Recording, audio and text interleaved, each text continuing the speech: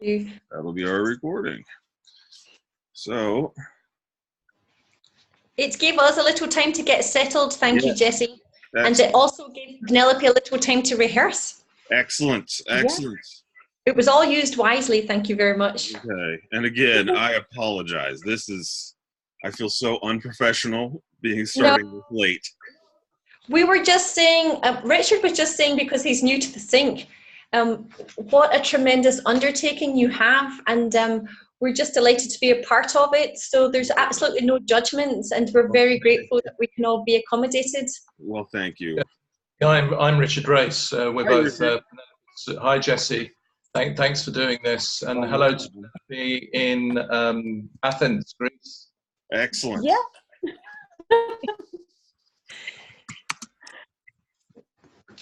Super excited, Penelope. Yeah, I am. Yes. I think I'm as ready as possible. So,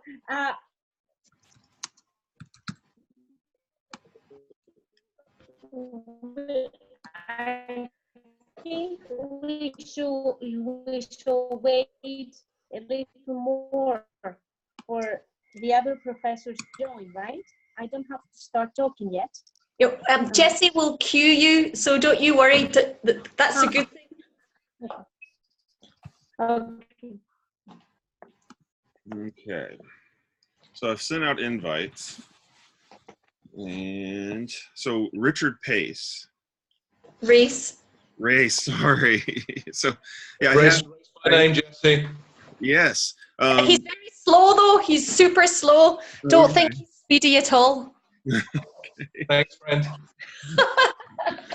Excellent. So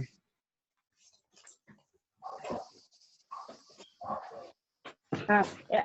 Give me a minute to put on my head. And we will we'll kind of facilitate them as they show up.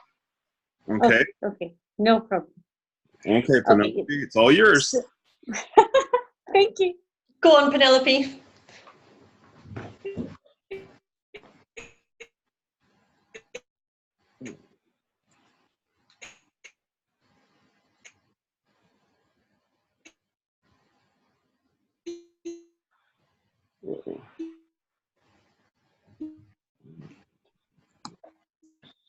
So, I thought as one of the ancient history have a lot to do with the way things are nowadays. So Greece gained its freedom from the Ottoman state in 1830s. Then there was monarchy. And then in 1964, there was a short-lived dictatorship. Now, the reason I'm mentioning this is that because they defined a free education for all at all levels of education back then, which meant that all resources in the Greek public school would be free, and that all students would have the same opportunities independently of their financial situation. Now, then there was parliamentary democracy till the present day. Now, the truth is that for its economic development, Greece has a relatively well-educated population. And this is because since 1830s, finding a good job in Greece and being able to remain in Greece and not immigrate or live in poverty was the only way to survive. So politicians offered the public sector to help to gain votes. Now, now moving to the present, the Greek educational system is highly centralized with a powerful bureaucracy. As we said, there are rigid political mandates and top-down system constraints. These do not change, and if changes are made, they are very slight. Now, the policy responsibility lies in central governmental authorities. Part of the accountability procedure takes part in the parliament. Other than that, there are the union and social organizations, but their role is controversial because they mostly maintain material gains and act politically, not for the benefit of students or changing something in the system, but only what is for their benefit, mostly. This is why it is controversial. And therefore, the result is that there are long-standing weaknesses in the central government, and as a consequence in the local educational leadership. And the economic crisis that has been undergoing since 2009 has also undermined some of the capacity that exists, along with immigration from other countries to Greece. Now, referring to school principals, the principals are appointed. They have few responsibilities, focusing on administrative issues. They do not have training themselves. They do not have managerial or leadership skills. The only thing they have is their experience as teachers into guiding and supporting new teachers or experienced teachers who wish to do something more. As we said the other day, they are barred from visiting classes conducted by teachers because they are not allowed to do this. This destroys the balance. If a principal enters a class, this will be offensive for the teacher. So this does not happen in public schools. They are restrained from engaging parents and members of the local community into developing innovative programs or raising additional funds for children, because this has to do with financial issues and they are not allowed to take this on. They have a limited role in the budget process. They are given a fund from the Ministry of Education, and they have to cover the needs of the school the way they can. And these funds are very low. So I was looking at the OECD, and this is very recent, it is in 2018.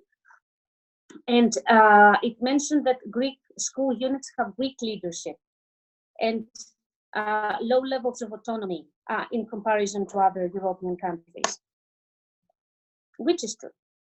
Now, what concerns the teaching workforce, there are two different groups. The first group involves teachers with organic positions. They enjoy complete job security and all the benefits that a teacher in public sector can have. And the subsidy teachers, who they are fired again for the summer months since they don't work. Now, those teachers who are permanent in schools have been receiving their pensions lately. So since 2009, there has been a reduction of almost 30% of permanent teachers, and substitute teachers cover 15% of that workforce.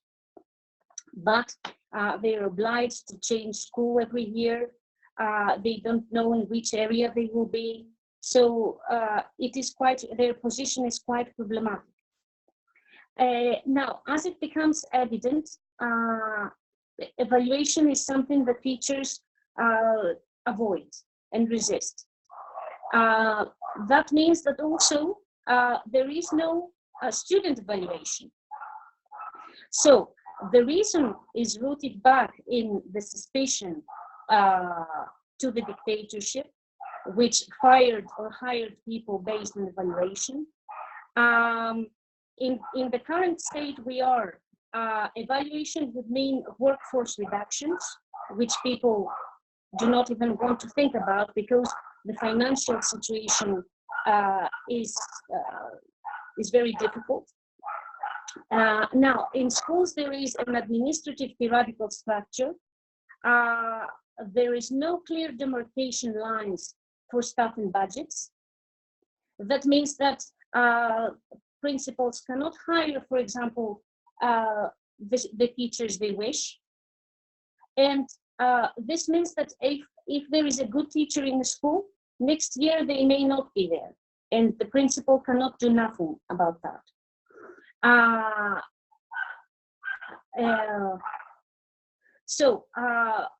Since there is no evaluation, schools do not have the data to identify the strengths and the opportunities for improvement. And there is no way to change the perception of parents and children in the level, in their satisfaction and trust in the school system. Now, so education can start from 5-6 months of age in kindergarten. Then children move to the primary school from 6 to 12 years of age. Then from 12 to 15, they move to lower secondary school. And when the time for Lyceum comes from 15 to 18, there are 3 options. The general upper secondary school, where students can go to the Hellenic examinations to enter university or technical universities. And the other 2 options are for vocational upper secondary school or training school, where they do not aim for a university. They may just go to a technical institution, or not aim for a degree somewhere. Now, moving to the student evaluation, there are a few national assessments of student learning. There are no national assessments to track student performance comparatively with across schools, no external evaluation of schools, and therefore the data is limited. This means that there is no data to guide policies into improving the, as we said, examination. It takes place at the end of a student's career, so there can be no, we can have no data in between. They are nationally recognized as a measure of success, but there are no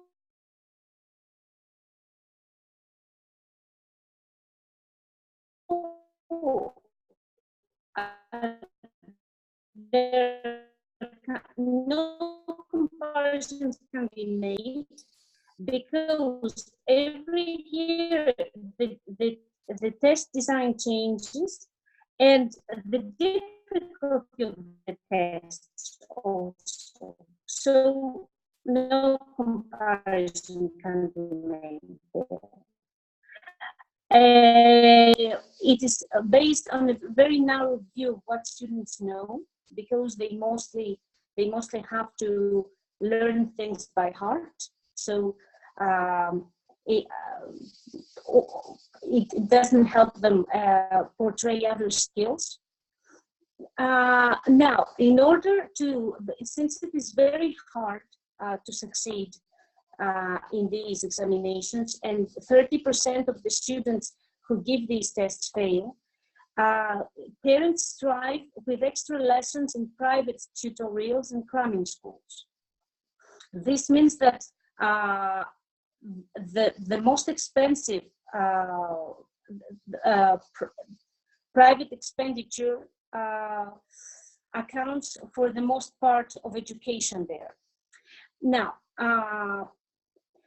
if someone wishes to enter university, has to retake these tests even if they fail. Otherwise, they have to choose different paths. There are no published data of the outcomes for students who fail the Panhellenic examinations. And a current trend in Greece is that a lot of students, once they fail in the Panhellenic examinations, study abroad.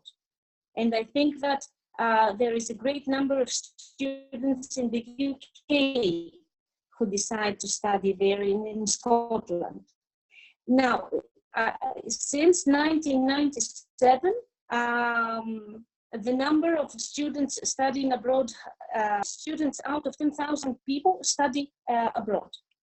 So this is the end of the first part, where I wanted to present the Greek situation.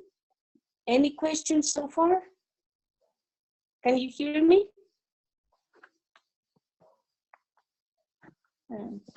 So first of all, I'd like to. Professor Rhodes? I can't hear. I'd like to. I can't hear you.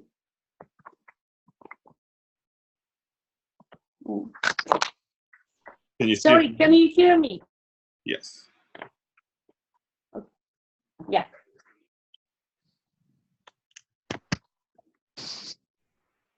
Yeah. Yeah. Now I can. Okay. Okay. So, shall I continue? I think. Can you hear me? Shall I?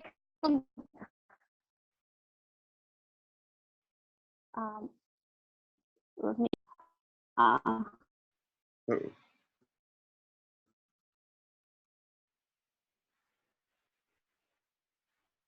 Well, Penelope, I would like to just say that was a very good, concise kind of history.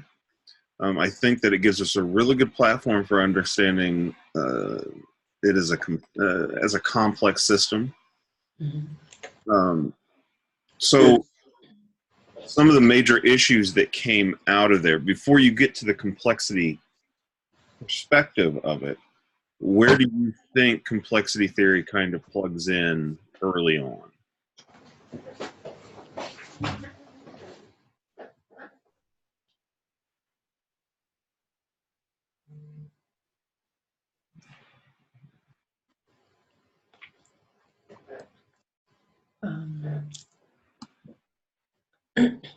Did you turn off your mute, Penelope? Yeah, she's muted. Oh, okay. Can you hear me now? Yes. Oh, sorry. Yes. Sorry. Okay, so from my knowledge, and we have been discussing that in the university back in the masters, professors who know better than me had told us that too many times systems were taken from other countries, for example, the US, England, and they tried to impose these systems in the Greek educational system, yes, which failed. So taking one system and just trying to apply it to another country is not easy. And as I have written later on, Greek people have a certain temperament. We do not like things imposed on us. And we do not like someone to tell us how to do our job. This is true for everybody, including me. It is true. So, but this is a matter of temperament. This is how we have been raised. So I thought that one way to slightly change this is by offering another option. And since complexity theory takes it step by step, and we can start from little things, I think that little things can bring big change. So that's why I thought of incorporating complexity theory in this topic.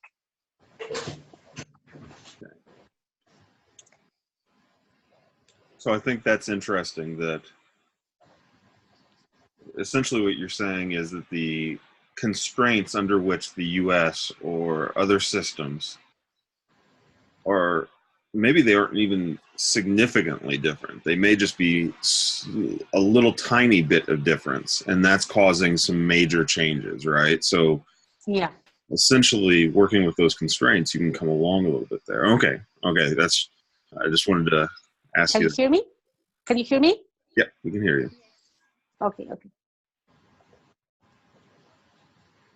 I can't see you now. Can you see me? Yes. Oh, okay. I don't know why. So you went and you screen shared. I can't see you.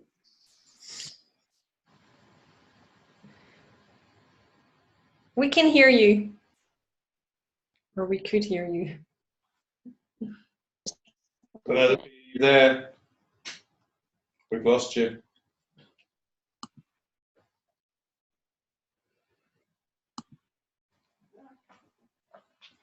She'll come back. She has to.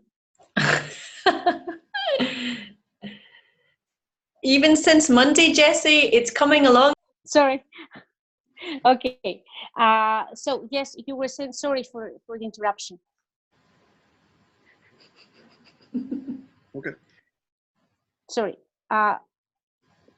Professor Rhodes, you were saying about the little constraints that create major problems. I think exactly what you were just talking about. Maybe, the constraints in Greece, they may just be a little tiny bit different, right? So Yeah. just be that little type of cultural issues that, not issues, but just differences that they make large changes. That's the whole idea behind complexity theory, that you have small incremental issues with some type of constraint, and you have some major issue down the line because of that. Mm-hmm. So I think that's great. I think you're right on track with that. Okay. So, shall I continue with the rest of the presentation? Let's do it, Penelope.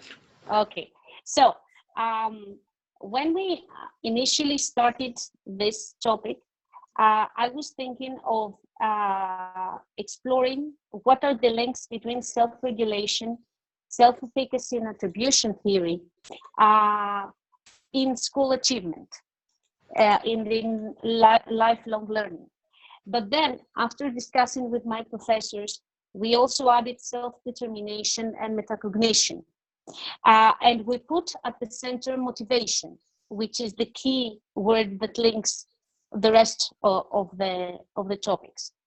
Now, in what concerns complexity theory, and why I used this theory in the essay, is because of the focus of the studies on students. Now, my aims concerning the principles of complexity theory are the use of these principles is to empower teachers and then assist them as individuals or in small groups if they wish, in order to help their students explore the ways under which students can be guided to self-reflective practices, to help make students agents of their learning, to drive them away from the fear of grasping new knowledge, help them think for themselves, and assist them into exploring their own strengths, and therefore direct them to appropriate educational goals, enhanced personal growth, adjustment, and academic success. Now, an initial idea of doing this is through action research, but that's only an idea.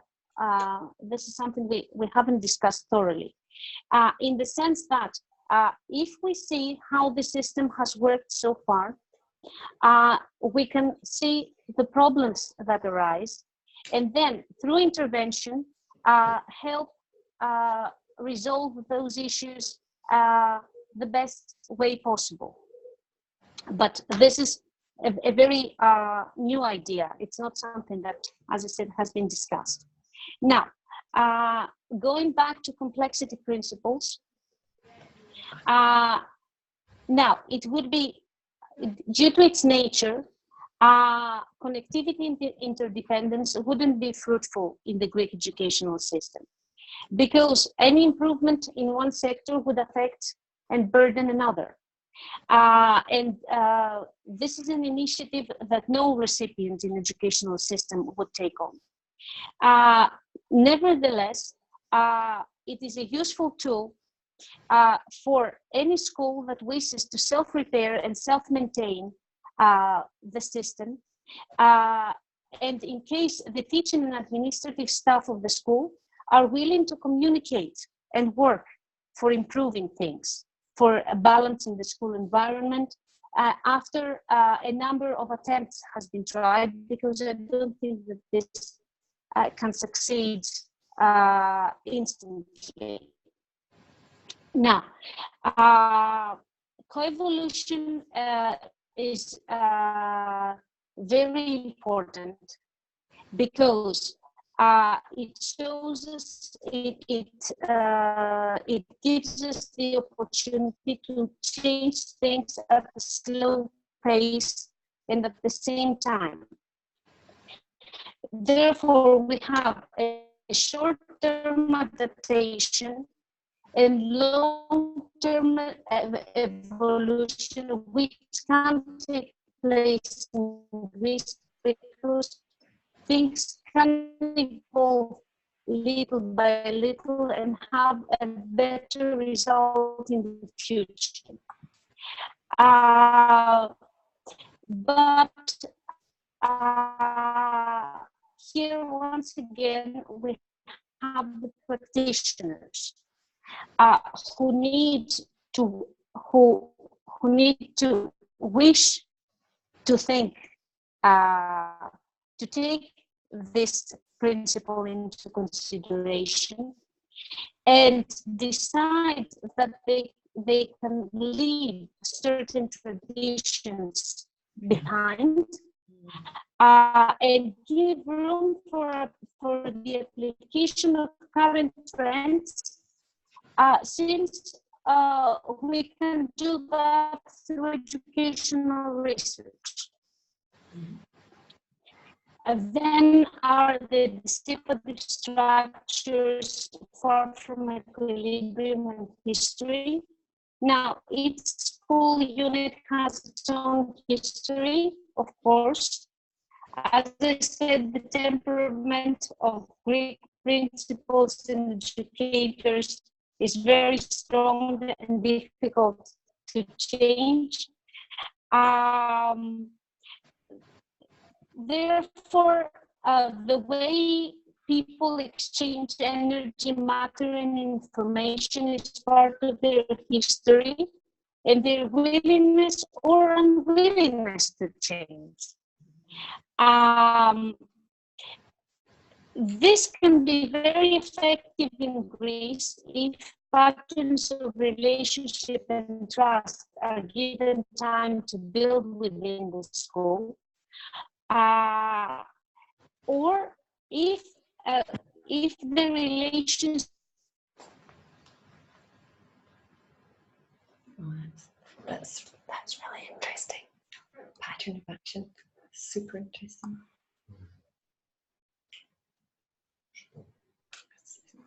Speakerphone. Oh, it's just getting exciting, Jessie. Yeah, I know. She's coming back. Here she is.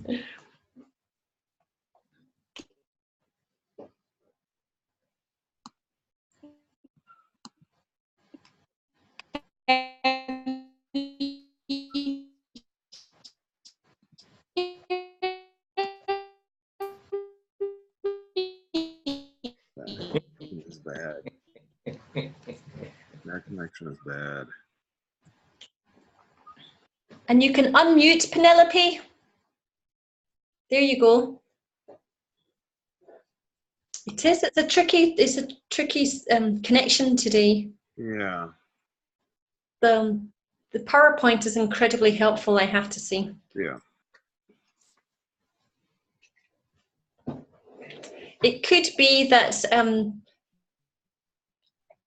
that we look at those slides and then start the discussion. And if Penelope is a bit tricky right now. Yeah.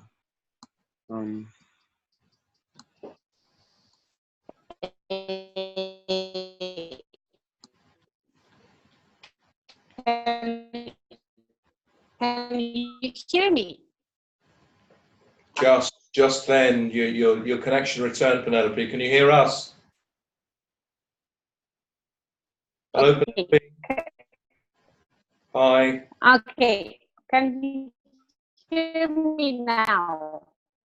Barely. Okay. Certainly from London, you keep cutting in and out, Penelope.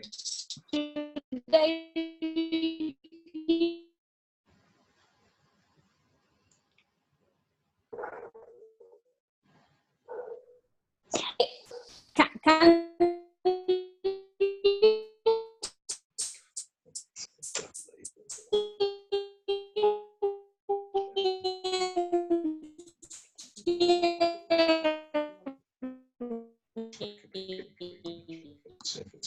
It sounds kind of like a piano.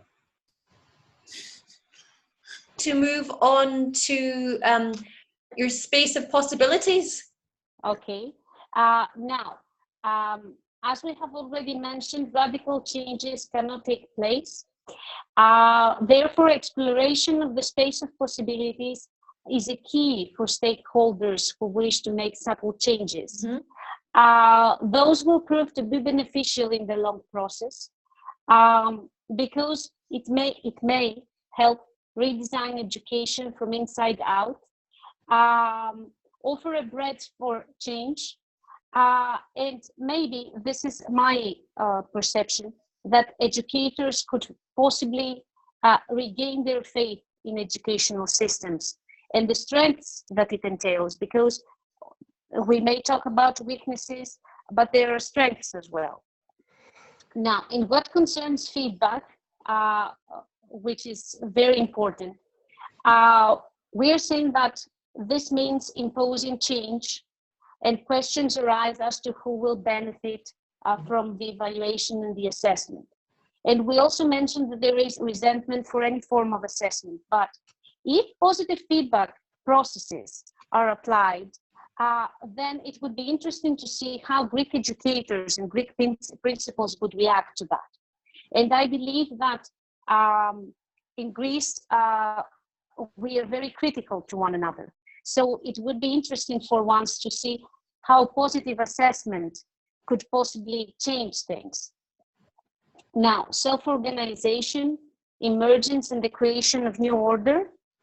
Now, learning leads to new behaviors, and this is how an organization can evolve. Therefore, learning is a prerequisite for organizational evolution. Now, learning here means gaining insight and understanding. It's not about learning something, it's about learning how to learn that leads to new knowledge.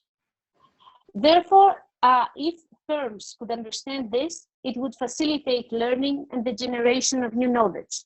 This is a key point in education, of course.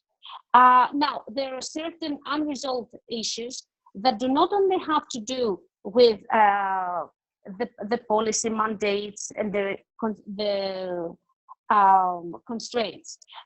We have difficulties with geographical specificities, including islands, mountainous areas, sparsely populated villages. Okay, the recipients' perceptions, teachers, students, everybody. Then we have the integration of young immigrants into schools, and of course the policy mandates. Now, no matter where we are in Greece, though, each school has its own self-organization, and of course interaction between recipients causes new patterns to emerge. Now, emergence is related to the concept of the whole, but due to these peculiarities, each school needs to be studied separately. We cannot expect to have organizational evolution holistically in Greece. This is not possible. Yet, if these peculiarities are seen as difficulties that can be overcome and use them to our benefit in order to organize differently these schools, I think we can have a lot of improvement. Now, in what concerns cows, what I would like to keep out of what I have written here is that instead of order arising from disorder, here we have the opposite. We have disorder everywhere, and order strives to exist. Now, this has been due to wars, political and financial instability, and immigration. And therefore, it is part of its history.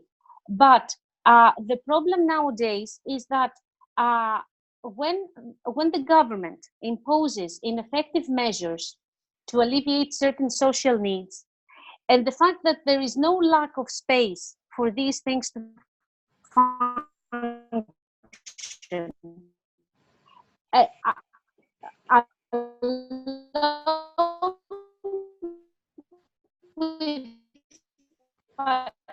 With no financial support. This is chaos by itself. So I don't think it would take a total reform for this. Also, managing organizations as complex evolving systems. Again, it is what we have already said. Emergence, if the government could see schools are as complex evolving systems, they would then allow them. They would then allow emergence and evolution, but this does not happen. Therefore, the school cannot create new order. It cannot recreate itself, therefore. And what I want to keep out of this are the final comments that if this was possible, if this would ever be possible, it would mean that we would have a radical change in the distant future, not in the near future. Decentralization would become a reality in Greece by allowing school units to have power and make decisions. And school leaders would be able to choose their own staff, along with a certain financial independence. But I think this is the end target, and I don't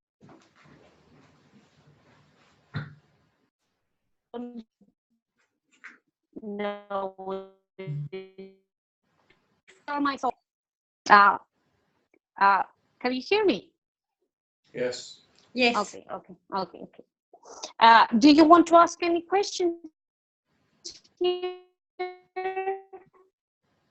Yeah, Penelope. So I like the idea of creating open, bottom-up change, and what you've described is actually it's well within kind of what we normally discuss. The issue with a bottom-up, emergent process is that complexity relies often on failure. Okay, failure creates feedback in which the system goes ahead and self-organizes. Based on that self-organization, we get some emergent products that either through amplifying or dampening feedback can solidify or not. So the problem is that in a political environment, failure is considered possibly the worst outcome. Whereas a complexivist is going to look at the failure and say, hey, that's good, as long as we don't have too much positive amplifying feedback behind that negative outcome, because then you can get some issues that happen. So how would you sell that to a politician, that failure is a good thing as long as self-organization follows that failure? I wouldn't. I have given up with them. So I have no faith that politics or politicians will ever change anything. I have no such, I don't know, ideas. My way of thinking is simpler. I believe that we do the best we can as people. So I thought of doing the best I can, find something which, if applied under certain circumstances, can have an effect. I don't hope for major changes. Plus, it's not only about politicians. It's about geographical difficulties. This is an issue. This is a real issue. You cannot change that. But if politicians, for example, wanted to do something, they would hire people from a certain island, and they would keep them there to do the best they can. And they could use seminars or online technology to transfer this information if they want it. So I do not hope to talk with a politician and change their mind about education, because simply they don't care. First of all, as I said, education is a side effect. No one cares about education in the front row, right? Which I believe that that a country who puts education in the foreground means that it is a civilized country, and that understands the value it will offer to the students in the future. We are not such a country. So if we want to change things, we can do it step by step. This is what I think. And this is what I'm trying to find. Can I come in there, Penelope, just very quickly? Mm-hmm. It's very interesting what you say about Greece and the nation. In England, we have a national curriculum. Mm-hmm. And in that sense, you could put an argument across in that English education is very institutionalized, despite the fact that we live in a very culturally diverse country. The United Kingdom in itself is a culturally diverse entity, although it would never be described as such by certain political elements. So I do have some sympathy for that argument. But in many respects, the nation state still keeps, through education, the state together. How desperate it is, whether it's in the islands, whether it's in the Peloponnese, whether it's in the north, you still have that sense of identity, even though within globalization and internationalization, it is very national. I mean, that's my research in a nutshell. You know me, I'm an advocate of multicultural education. You know, I have a Greek wife. How could I vote leave within Brexit? And yet that is a move back to the nation and away from the European Union, in the sense that that argument has a lot of connections with perhaps how Greek people feel within the European Union. It will be very interesting, as we've discussed, whether Syriza will stay in power or New Democracy will replace them. But it seems to me that that doesn't seem to register within your work, because you're claiming that politicians will not change anything. I would certainly disagree with that. They do. They have their own values, their own ideologies. In America, the United States are gearing up for the next election. Will Trump be re-elected? Will there be a Democratic president? Both parties have very different values, very different systems. Whether they're reported through the media, of course, is debatable, but they are there. But in that sense, I guess you would disagree with that, in the sense that there's the why bother argument, because the politicians aren't going to change anything. I think that's an interesting argument. I think that does lead to chaos in a very different way than perhaps you're explaining, or does it? And then as Professor Rhodes has said, does this mean that this then, through failure, allows the possibilities and opportunities for change? Certainly failure leads to possibilities for change. The thing is that we see it from a different perspective. You see it from the way government influences schools. I see it from the other way around. What is the result in schools out of what the politicians have done? And the truth is that each year education is becoming worse and worse. There is a structure because, as you said, it is Greek mentality. People who need to have a nation and they need to have certain values in their schools. And they strive to keep that. Imagine that they pay most of their income in order to educate their children. What I was saying about expenditure is not a lie. Parents give the biggest part of their outcome for this reason. And the result is that nothing progresses. So if we could try to see it, I believe that if we could try to see it differently, If we could try to see everyday problems and how these can be solved little by little, and then how do children need, what do they need in order to learn, we would start seeing things differently. What I was saying about phonemic examinations is this, that people pay a lot of money to get into a school, they fail, they have tried very hard, and in the end what they get is that, you know what, you didn't try hard enough. You cannot try hard in education and never succeed. So this is failure by itself. If they cared to do something, to change something, this would be possible, I believe. Why is it possible in Norway? Why is it possible in other countries? Because people put education in the foreground. That's the reason. Mm. And I don't know if I would ever address the politician, if, not me, if people who know much more than me,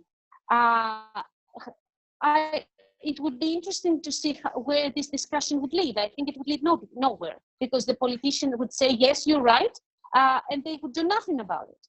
They would just take this paper and they would just put it along with the rest of the paper. They will throw away. Oh, can I move us on to a pragmatic question? Because I'm just a PE teacher, so if there's no action, it's for me.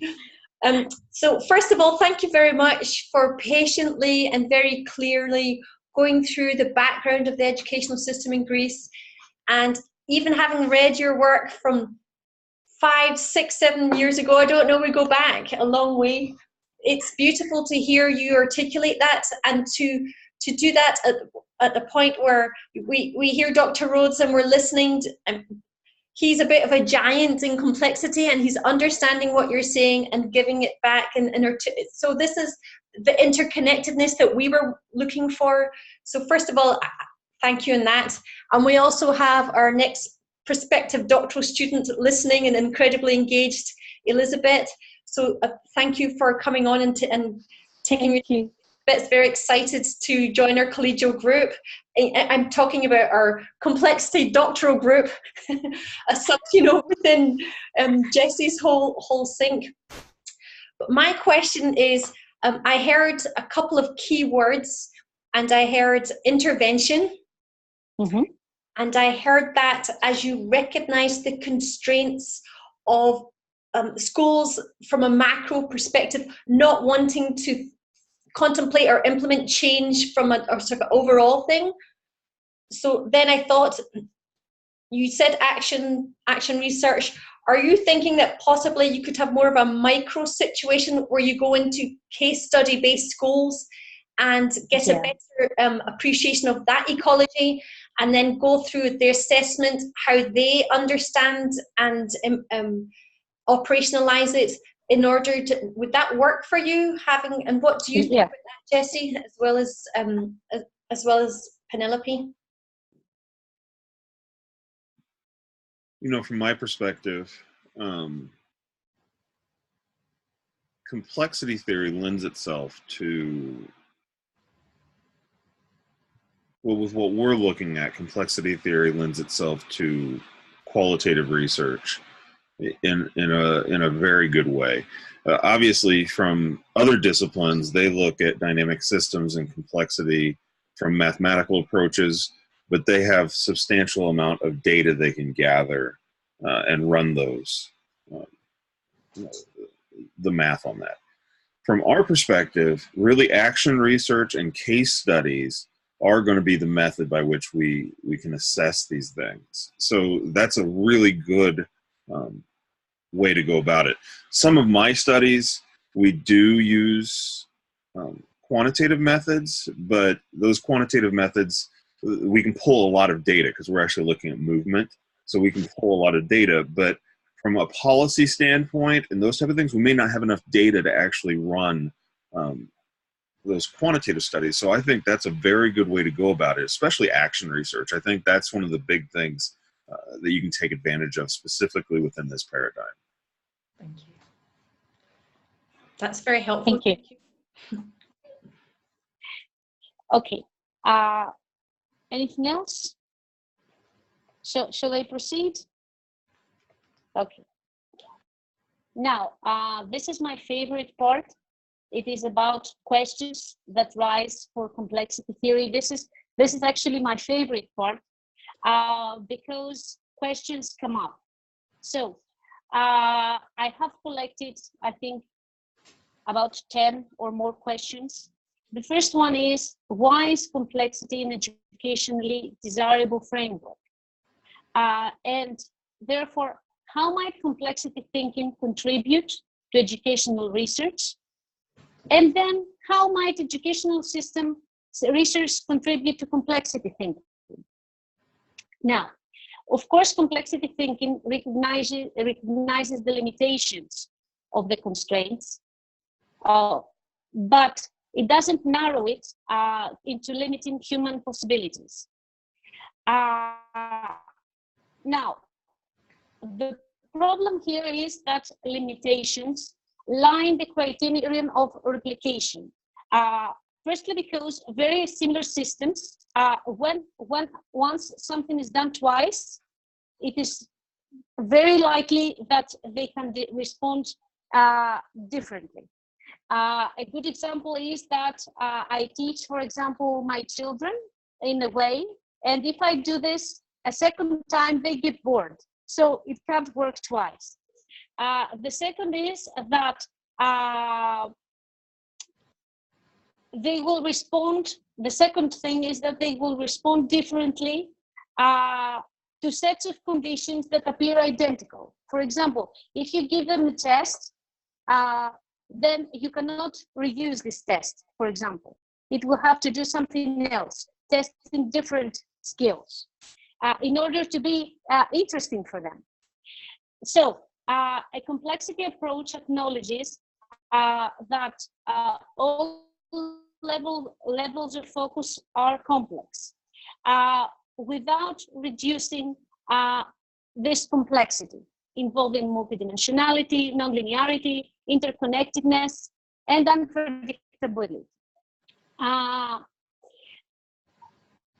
Now, if we are to mix complex processes with education, we must respect the normative character of education. Ethical consideration is something that is very important in education. These ideas do not exist in complexity the way I understand it, but they should be taken into consideration if we use to mix these two. Now, how can this intervention be articulated and accounted for? Now, what is needed is massive and sustained intervention at every possible level. This is what we need in Greece, I believe. Because if you try to implement a change in a classroom, then it will have an impact on district levels. And we do not know what the impact will be. Therefore, if we are to talk about intervention, it should be at multiple levels. It is what I'm thinking of doing in my, if I do action research, it is what I wish to do. Not just taking into consideration, for example, a lesson in something. Take into consideration multiple levels of knowledge and the expectations from children. Now, what is needed is a change in the way of thinking, in the paradigms of thinking. In Greece, the input, output, black box causal model of education, and it really leads nowhere. Therefore, we should move away from single interventions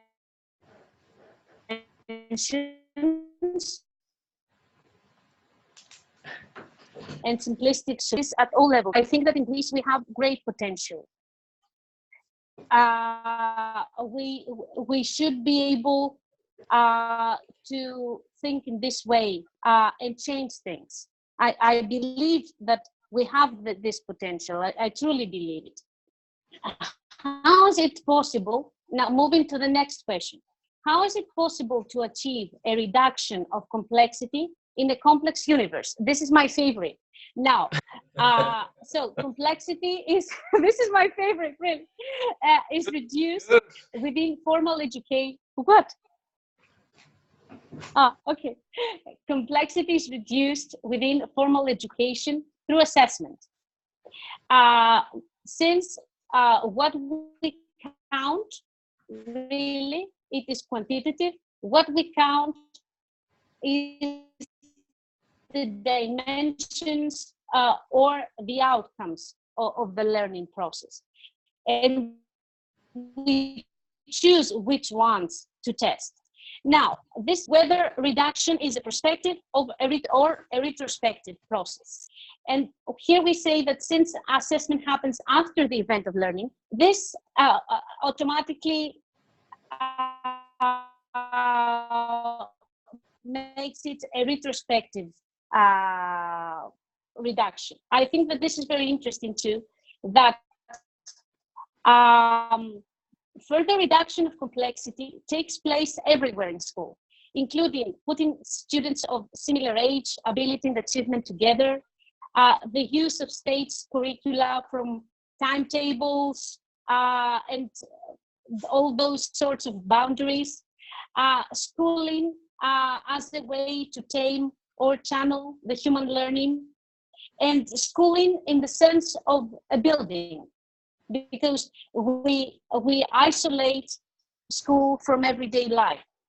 Now, by introducing regimes of assessment and examination from the vast number of possible outcomes of schooling, only those who are selected are considered to be valuable. Now, I put a question here because what is valuable and what isn't? I mean, yes, we evaluate things, but after all, what is important? Is there something that is not important in education? So I think there is a question mark here.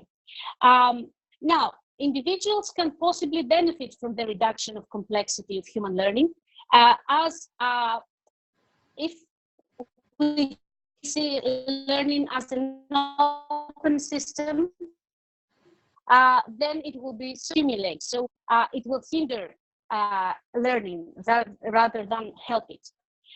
And then there is what one hopes to gain from formal teachers, that from a point on we are going to be assessed, and that based on how we are going to be assessed, we will be influenced, and this will give us a certain direction to where we want to go next. Now, so we said that assessment is a retrospective complexity reduction. So is learning as a whole.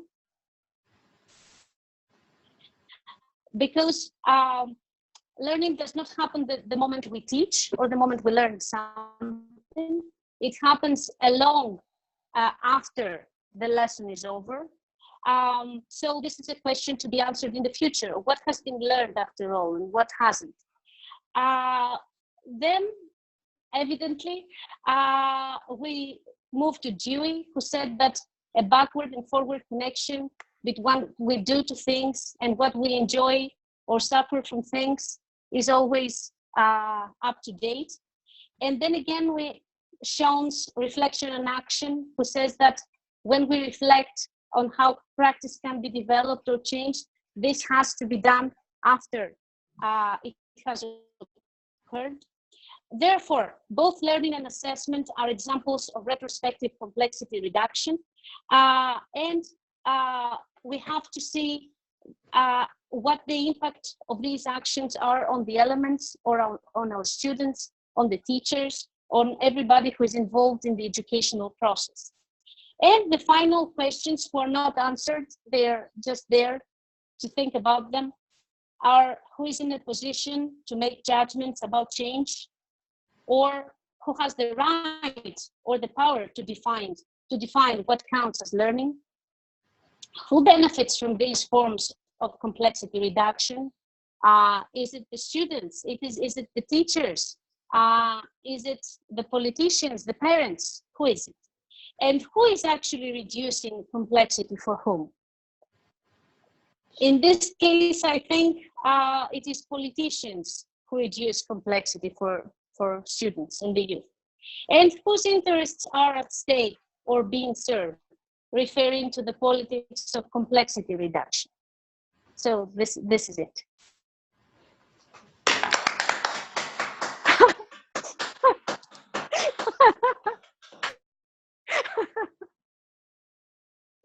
Okay, I'm happy. And I am, yes, we're enjoying it. We are smiling. And within that smile, I think you've encouraged me to encourage you to unpack several of these items and these elements, because each one in themselves are they're huge. And for example, there will be some assumptions that you can tackle via assessment, because assessment, it all depending on that learning cycle of when you enter it. Assessment need not be at the very end and used at the tail end as well, we know. But even as you broach these considerations, it would be good to unpack how assessment is through formative and even preemptive statements. Sometimes we actually start with our knowledge construction with assessments. So it will be quite nice to qualify the temporal aspects and the agenda behind each aspect of assessment as you go forward, I believe. And I think assessment will actually, I think complexity will help you with assessment. It sounds quite linear and very one-sided in Greece, and I might have that. I might not have that right because I've never taught there, but that's what I'm hearing at this stage, Penelope. Just to add, Penelope, well done. It's always good to hear Dewey, and again, Shown takes us back to your masters, of course, and Dippy. You can remember that, where we taught reflection in action and on action. Just in relation to your lit review draft, which I've had a look at, but I'm going to go back to and make some more comments on after this presentation, because again, I was very interested with the 10 claims at the end, and we were having sort of a written conversation here, trying not to interrupt you. We got the notes right here. And I think what was fascinating were your 10 claims. And in that sense, we were talking about, you know, how do you focus on perhaps a select number of them? Because there's a lot going on within those 10 claims. And what I think we've got to do as your supervisors is that we've got to get you focused in maybe on fewer of the 10 claims. There are almost 10 PhDs there and 10 dissertations. You just want one. You only want one. You only need one. One's good enough. One is more than good enough. So in that sense, I think it's perhaps when we talk to you again, it's actually perhaps starting with the 10 and narrowing them down into a more manageable, strategic work that allows you to really get into some of these claims that you're making, and they're all very interesting, all very contemporary, very relevant. You know, again, just mentioning the election next week. You know, will the new government address any of this? Highly unlikely. Yes. But what then is the, as you say, what is the medium to long-term future for education in Greece? And I think, again, with your data collection, you know, we're going to have to go through the ethics procedures sort of in the rest of 2019 and into early 2020. But when you're ready to collect data, which of those claims will have solidified or perhaps combined for you to actually get out there and collect data on these important issues? So again, thank you for your presentation today. Thank you for listening to me. Targeted entry points from here, and like breaking down, unpacking and qualifying the range of assessments for well, across the system, but then for the focus of the study. Yeah, it's true. Elizabeth, do you want to add anything? I don't mean to put you on the spot. Oh, hello. Probably not, because as you can hear, I've got, yeah, they're making quite a bit of noise behind me, so now they're very quiet. But it was very useful for me because I just put my proposal in for my PhD proposal through to kind of look at through complexity. So it was quite useful for me to actually hear this. So how another student is kind of approaching this and unpacking complexity and trying to apply to kind of the, the research that she is doing. So very useful for me. Thank you.